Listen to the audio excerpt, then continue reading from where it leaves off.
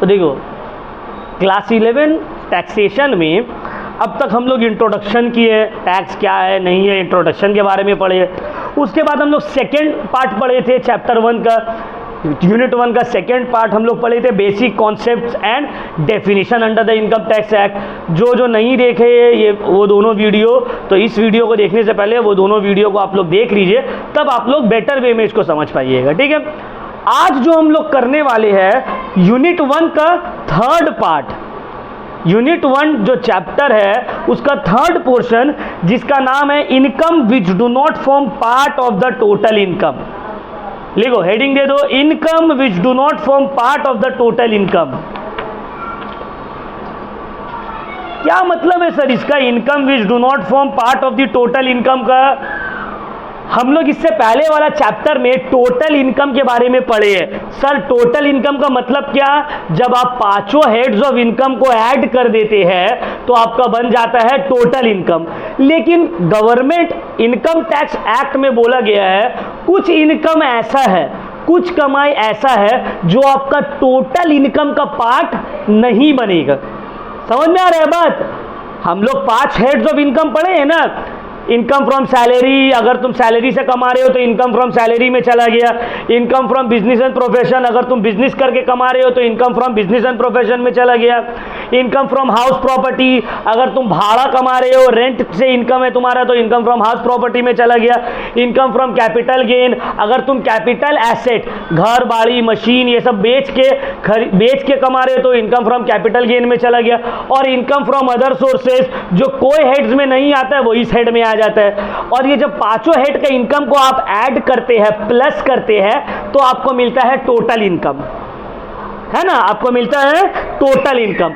ये चैप्टर में हम लोग पढ़ेंगे ऐसा कौन कौन सा इनकम है जो टोटल इनकम का पार्ट नहीं बनेगा। इनकम तो है लेकिन उसको टोटल इनकम में लिखेंगे नहीं। कौन कौन से है सर, आइए देख लेते। ये जितना भी इनकम है इसको हम लोग बोलते हैं एग्जेम्प्टेड इनकम। वो इनकम जो टोटल इनकम का पार्ट नहीं बनता है उसको हम लोग क्या नाम दिए? Exempted income. समझ में? डरो मत, बिंदास बोलो, गलत सही हो कोई टेंशन नहीं, एक्टिव रहो क्लास में। समझ में आ रहा है? एक्टिव रहो, पार्टिसिपेट होना चाहिए। गलत होगा कोई बात नहीं है, सीखने ही तो आए, एग्जाम थोड़ी दे रहे हैं जो गलत होने से टेंशन में आ जाएंगे। क्लास में गलती नहीं होगा तो कहाँ होगा। तो एग्जेम्प्टेड इनकम का मतलब कौन सा इनकम? मेरा वो इनकम जो टोटल इनकम का पार्ट नहीं बनता है। तो सर ऐसा कौन कौन सा इनकम है जो मेरा एग्जेम्प्टेड इनकम है, सबको अभी हम लोग डिटेल में पढ़ेंगे। ठीक है ना? चलो हेडिंग दे दिए सब लोग, आप लोग, income which do not form part of the total income. लिखिए, income which do not form part of the total income।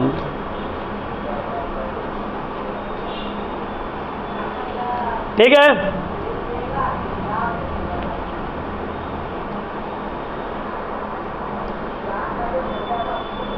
अब ये चैप्टर का नाम हो गया, हेडिंग दे दिया। अब इसके नीचे में एक लाइन लिखो सेक्शन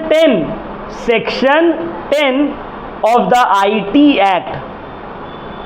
आईटी मतलब income tax.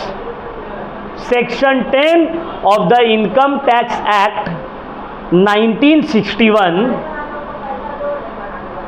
Deals with exempted incomes. Deals with exempted incomes, full stop. तो क्या बोला है इसमें? बोला है सर इनकम टैक्स एक्ट का जो सेक्शन 10 है ना, वो सेक्शन 10 आपका एग्जेम्प्टेड इनकम से डील करता है। समझ में आया बात? क्लियर हुआ पॉइंट? सेक्शन 10 जो इनकम टैक्स एक्ट का है वो एग्जेम्प्टेड इनकम से डील करता है। सर एग्जेम्प्टेड इनकम का मतलब तो बताइए, लिखिए तब। Exempted incomes mean exempted, EXEMPTED, exempted incomes mean those incomes which do not form part of total income.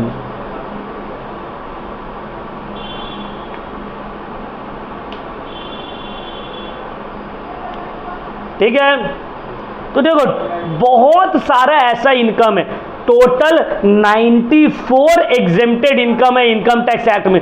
Sir 94, इतना हम लोग कैसे याद रख पाएंगे? अब तुमको थोड़ी ना 94 पढ़ना है, 94 टोटल है, हम बोले थोड़ी कि तुमको पढ़ना पड़ेगा 94। हम लोग का वेस्ट बंगाल बोर्ड का सिलेबस में सिर्फ 9 या 10 एग्जेम्प्टेड इनकम है जिसको आपको पढ़ना है। तो टोटल कितना एग्जेम्प्टेड इनकम है? 94। हम लोगों को कितना पढ़ना है? 9 या 10, 10 पकड़ लो, 10 पढ़ना है बस। क्लियर है? तो चलो हम लोग देख लेते हैं कौन कौन से एग्जेम्प्टेड इनकम है जो हम लोगों को पढ़ना है। लिखिए, देखो 3 कॉलम बनाओ, एक में सीरियल नंबर, एक में सेक्शन और एक में एग्जेम्प्टेड इनकम। पहला 2 कॉलम एकदम छोटा छोटा होगा, सीरियल नंबर बस 1 2 3 4 लिखेंगे उसमें, और फिर सेक्शन जिसमें सेक्शन 10 11 12 लिखेंगे। 3 कॉलम, सीरियल नंबर, सेक्शन, और लास्ट वाले एकदम सबसे चौड़ा एग्जेम्प्टेड इनकम। ठीक है बाबू लोग?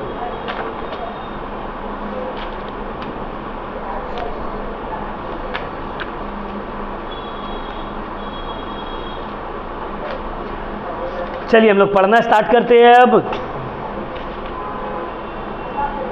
तो पहले लिखो नंबर 1,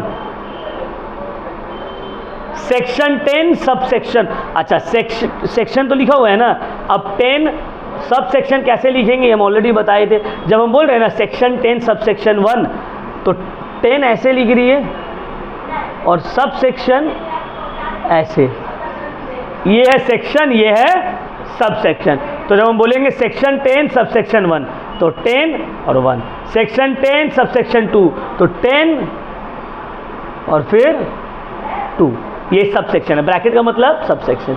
ठीक है, ऑलरेडी पहले वाला चैप्टर में हम एक्सप्लेन किए, तुम न्यू हो तो फिर से रिपीट कर दिया। ठीक है, तो लिख दो section 10 sub section 1। Exempted incomes में लिखो एग्रीकल्चरल इनकम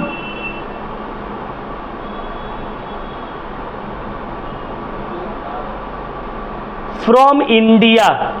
क्या मतलब है सर ये पॉइंट का, एग्रीकल्चरल इनकम फ्रॉम इंडिया?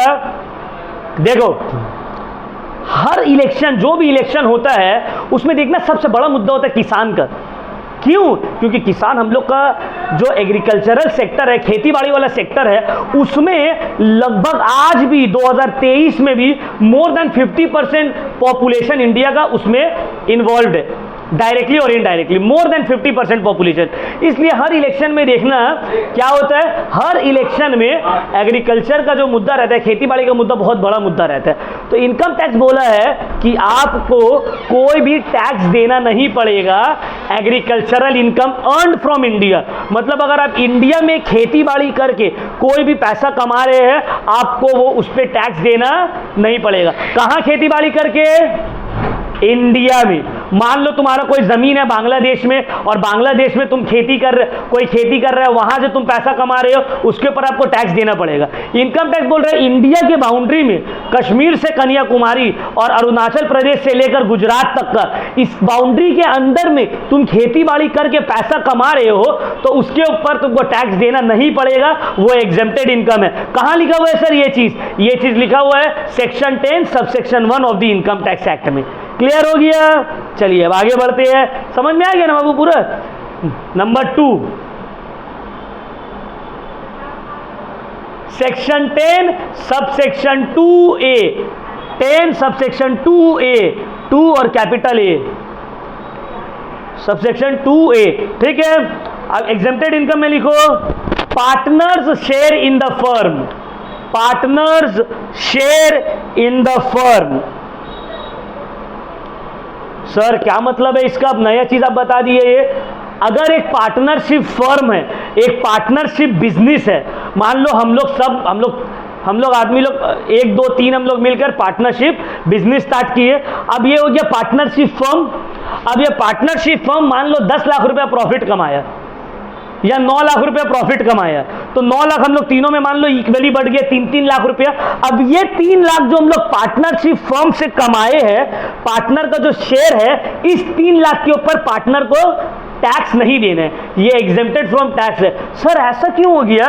ऐसा इसलिए हुआ है ना बाबू, क्योंकि जब पार्टनरशिप फर्म प्रॉफिट कमाया था ना, तो उसके ऊपर वो ऑलरेडी टैक्स सरकार को दे चुका था। सरकार को टैक्स देने के बाद वो प्रॉफिट हम लोग आपस में बांट रहे हैं, तो उस प्रॉफिट के ऊपर फिर से टैक्स क्यों दे? 2 बार टैक्स नहीं हो जाएगा? समझ में आए? इसीलिए पार्टनरशिप फर्म से जो प्रॉफिट पार्टनर लोग को मिलता है, उसके ऊपर कोई भी टैक्स पार्टनर को देने का जरूरत।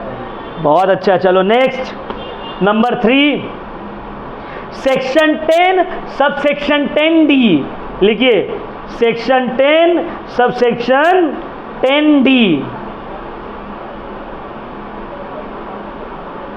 सर ये क्या चीज है सर? इसमें बोला गया एग्जेम्प्टेड इनकम में लिखो sum received under LIC policy, sum received under LIC policy, life insurance policy, sum received under life insurance policy. क्या मतलब है सर इसका? बाबू इसका मतलब है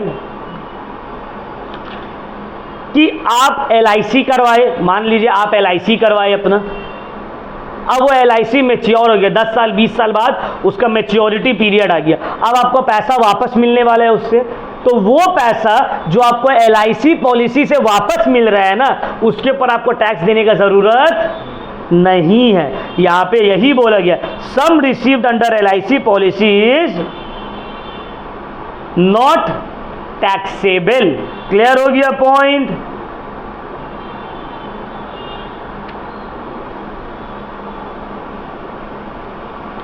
चलिए नेक्स्ट लिख लिया, number 4,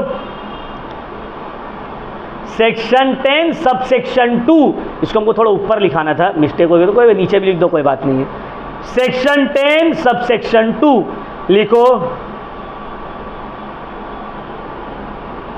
share of profit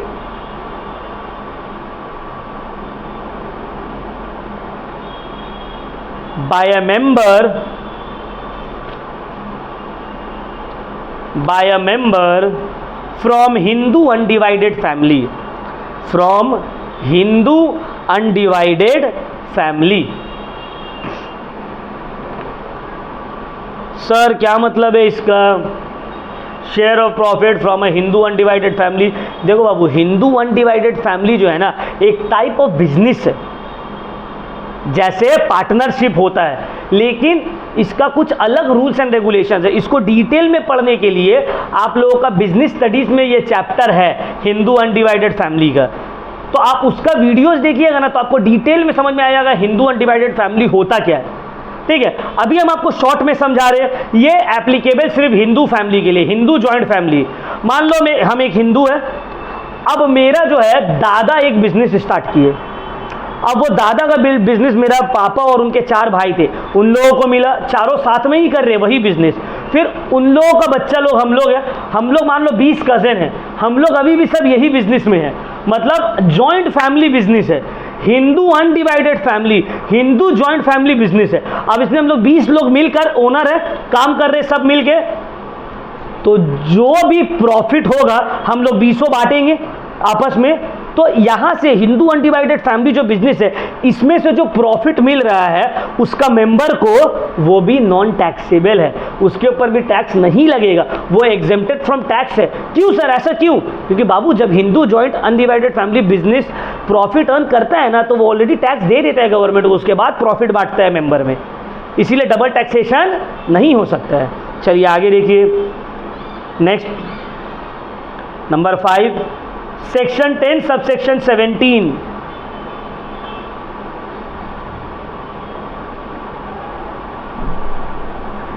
daily allowances of MP and MLAs, section 10 subsection 17, daily allowances of MP and MLAs।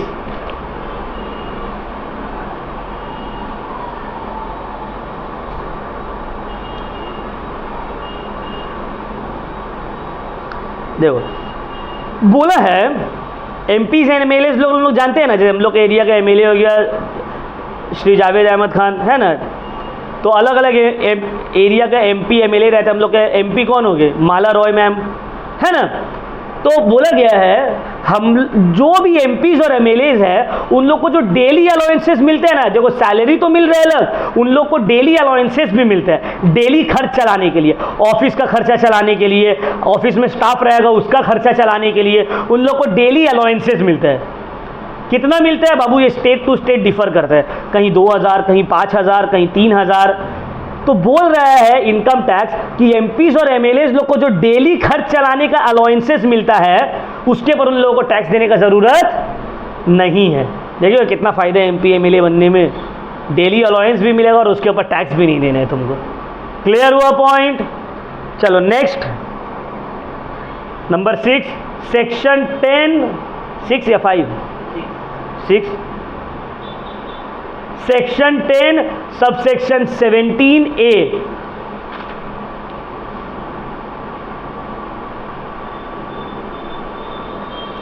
लिखो, एनी अवार्ड्स और rewards received from central, any awards और रिवॉर्ड्स।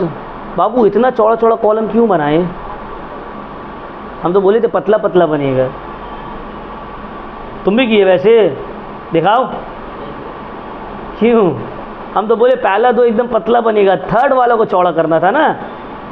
ठीक है चलो कोई बात नहीं, लिखो, एनी अवार्ड्स और रिवॉर्ड्स रिसीव्ड फ्रॉम सेंट्रल और state government, received from central और state government.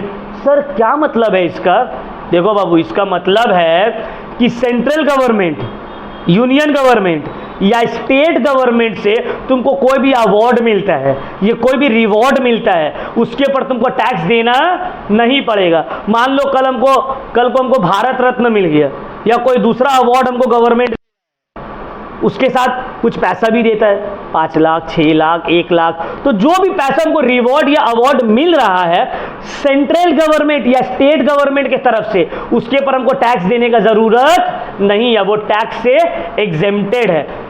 Award and reward receive from central और स्टेट गवर्नमेंट, ये नहीं कि मोहल्ला का कोई एनजीओ अवार्ड दिया उसके ऊपर टैक्स देना पड़ेगा बाबू, क्योंकि अगर ये चीज़ नहीं होगा तब देखो कितना चालाकी करेगा आदमी लोग, जाएगा एनजीओ के पास और एनजीओ के पास जाके बोलेगा कि ये लीजिए 10 लाख रुपया, 1 लाख आप रख लीजिए, 9 लाख रुपये हमको अवार्ड दे दीजिए, क्योंकि अवार्ड के ऊपर टैक्स देना नहीं पड़ेगा, उसका टैक्स बच गया। समझ में आ रहा है बात। इसी सब चेक करके गवर्नमेंट बोला है एनी अवार्ड और reward receive from the central government और द स्टेट गवर्नमेंट, उसके ऊपर आपको टैक्स देना नहीं पड़ेगा। बट कंडीशन क्या है, अवार्ड या रिवॉर्ड सेंट्रल या स्टेट गवर्नमेंट से मिलना चाहिए। कोई मोहल्ला के एनजीओ से अगर आपको अवार्ड मिल रहा है या रिवॉर्ड मिल रहा है तो उसके ऊपर आपको टैक्स देना पड़ेगा। अगर ये चीज़ नहीं करे तब तो आदमी लोग एडवांटेजेस ले लेगा ना इसका। कोई मान लो अमीर आदमी है, उसके पास मान लो 1-2 करोड़ रुपया है, वो गया कोई मोहल्ला के एनजीओ के पास, बोला लो 2 करोड़ रुपया, 10 लाख तुम रख लेना, 1 करोड़ 90 लाख रुपए हमको अवार्ड दे दो, और हम सरकार को बोल देंगे भाई ये तो अवार्ड का पैसा है, इसके ऊपर हम टैक्स नहीं देंगे। तो सरकार बेवकूफ़ थोड़ी है, सरकार बोल रहा तुम ही सिर्फ चालाक थोड़ी हो, हम लोग के पास भी दिमाग है। सरकार बोला अगर हम लोग अवार्ड या रिवॉर्ड देंगे तब आपको टैक्स नहीं देना है, अगर हम लोग का छोड़कर सेंट्रल या स्टेट गवर्नमेंट का छोड़कर कोई दूसरा अवार्ड या रिवॉर्ड दे रहे हैं उसके पर आपको पूरा टैक्स देना पड़ेगा, एक एक पैसा टैक्स देना पड़ेगा। समझ में आया। चलिए आगे next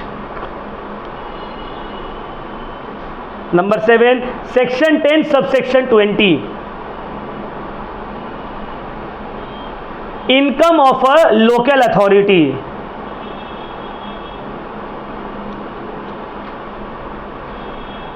income of a local authority,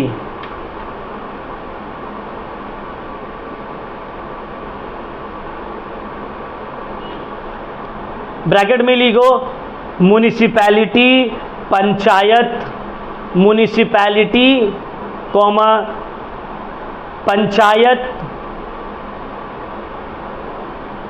municipality comma panchayat comma district boards, district boards.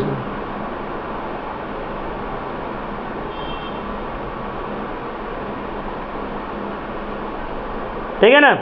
चलो इसमें बोला है जो लोकल अथॉरिटी है, जैसे कि हम लोग का कोलकाता म्युनिसिपल कॉरपोरेशन, उसी तरह बिहार में मतलब गांव में म्युनिसिपल कॉरपोरेशन नहीं रहता है, पंचायत रहता है ना, पंचायत। तो लोकल बॉडी चाहे वो म्युनिसिपल कॉरपोरेशन हो या पंचायत हो, ये लोग जो पैसा कमा रहा है इसके ऊपर वो लोग को टैक्स देना नहीं पड़ेगा, लेकिन इसके ऊपर कुछ कंडीशन है। अगर वो अपने एरिया में ही कमा रहा है, जैसे कि कोलकाता म्युनिसिपल कॉरपोरेशन का पावर कोलकाता तक है, तो कोलकाता में कुछ भी करके वो पैसा कमा रहा है उसके ऊपर उसको टैक्स देना नहीं पड़ेगा।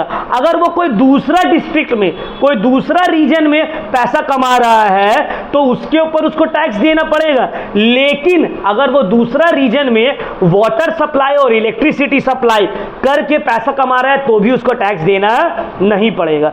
सर बहुत कंफ्यूजन हो रहा है, सर दर्द कर रहा है, थोड़ा समझाइए ना दोबारा, क्या मतलब है इसका।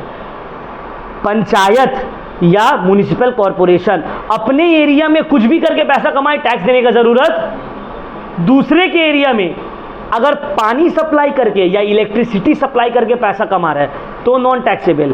कोई दूसरा रीजन से पैसा कमा रहा है दूसरे के एरिया से तो उसके ऊपर उसको टैक्स देना पड़ेगा। समझ में आ गया, अब क्लियर हो गया।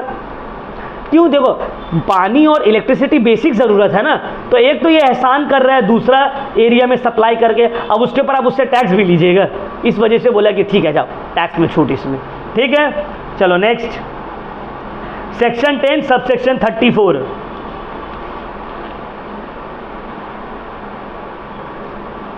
लिखिए, डिविडेंड फ्रॉम इंडियन कंपनी।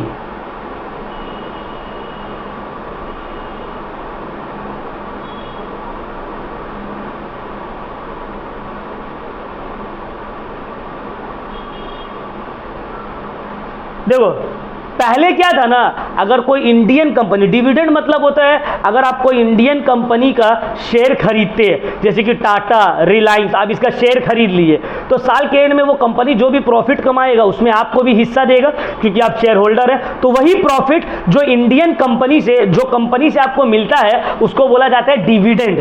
हम लोग प्रॉफिट नहीं बोलते, क्या बोलते हैं, डिविडेंड, मतलब प्रॉफिट जो आपको कंपनी से मिल रहा है। तो अगर डिविडेंड मतलब प्रॉफिट आपको इंडियन कंपनी से मिल रहा है ना, उसके ऊपर आपको टैक्स देना नहीं पड़ेगा। पहले क्या था ना, आपको जितना भी डिविडेंड मिले उसके ऊपर आपको टैक्स देने का जरूरत नहीं था, लेकिन अभी गवर्नमेंट जो है इनकम टैक्स में कुछ चेंजेस किया है और बोला है कि अप टू 10 लाख आपको कोई टैक्स देना नहीं पड़ेगा। अगर आपको डिविडेंड मिल रहा है from Indian company, up to 10 lakh आपको टैक्स देने का जरूरत। अगर 10 लाख से ज्यादा आपको डिविडेंड मिल रहा है इंडियन कंपनी से तो आपको उसमें टैक्स देना पड़ेगा। कितना परसेंट, 10% टैक्स देना पड़ेगा। उसके बाद education charge, education cess, health cess, ये सब अलग से। तो अप टू 10 लाख कुछ भी आपको टैक्स देने का जरूरत नहीं है। क्लियर हो गया बाबू, समझ में आ गया। तो dividend receive from Indian company up to 10 lakh non taxable, above 10 lakh taxable. और अगर फॉरेन कंपनी, मान लो तुम एप्पल का शेयर खरीदे, तुम टेस्ला का शेयर खरीद लिए, तुम अमेजॉन का शेयर खरीद के हो और वहां से तुमको प्रॉफिट मिल रहा है, तो तुमको 1 रुपया भी क्यों ना मिले, 1 रुपया डिविडेंड भी मिल रहा है तो उसके ऊपर आपको टैक्स देना पड़ेगा। फॉरेन कंपनी से कुछ भी डिविडेंड मिले टैक्स देना पड़ेगा। इंडियन कंपनी से अप टू 10 लाख कोई टैक्स नहीं, 10 लाख के ऊपर आपको देना पड़ेगा, ठीक है ना। चलिए next, section 10 subsection 35।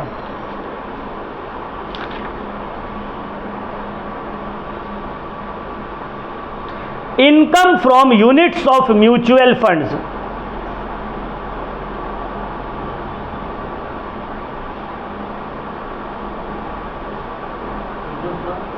Units of mutual funds, section 10 subsection 35। Sir क्या मतलब है इसका, म्यूचुअल फंड्स के ऊपर जो आपको इनकम मिलता है ना, म्यूचुअल फंड नाम सुने हो ना, हम लोग टीवी भी देखते हैं, आ जाता फट से ऐड म्यूचुअल फंड्स, सही है ना। फिर एंड में बोलेगा mutual funds are subject to market risk, please read all the scheme related document before investing. एकदम स्पीड में बोल के चले जाएगा, जो काम का बात है, डेंजर बात को स्पीड में बोल के चलेगी, है ना। म्यूचुअल फंड तो सुने होंगे, एक तरह का इन्वेस्टमेंट रहता है ये। तो म्यूचुअल फंड से जो आपको रिटर्न मिल रहा है, आपका जो इनकम हो रहा है उस म्यूचुअल फंड से, उसके ऊपर आपको टैक्स देने का जरूरत नहीं है। क्लियर हो गया बाबू। चलिए next, last number 10 section 10 subsection 8 38। Section 10 subsection 38, long term capital gains on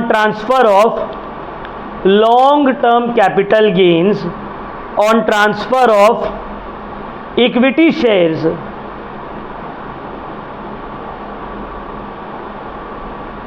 और units of equity oriented fund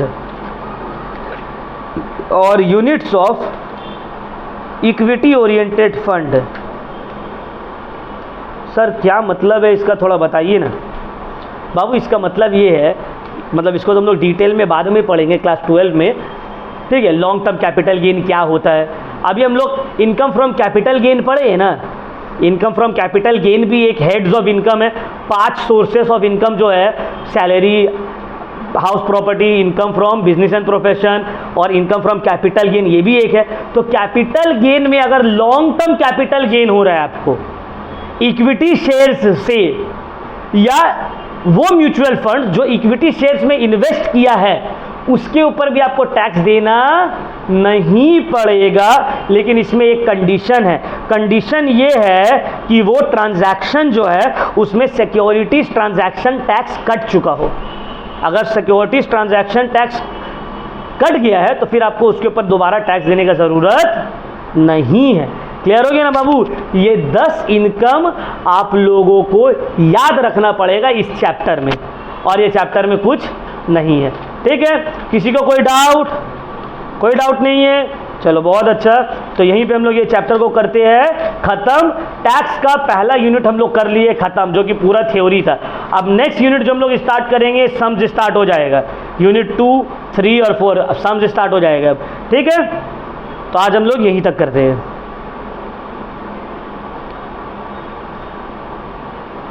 Kamran video of कर दो, ऑफ करके फ़ोन दे दो।